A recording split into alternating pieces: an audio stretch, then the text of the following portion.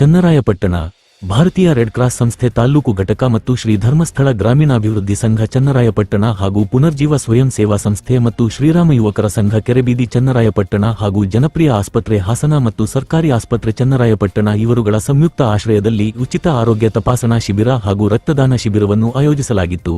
ಕಾರ್ಯಕ್ರಮವನ್ನು ಭಾರತೀಯ red cross ಸಂಸ್ಥೆ ತಾಲೂಕು ಘಟಕ ಚೇರ್ಮನ್ ಎಚ್.ಜಿ. ಭರತ್ ಕುಮಾರ್ ಉದ್ಘಾಟಿಸಿದರು.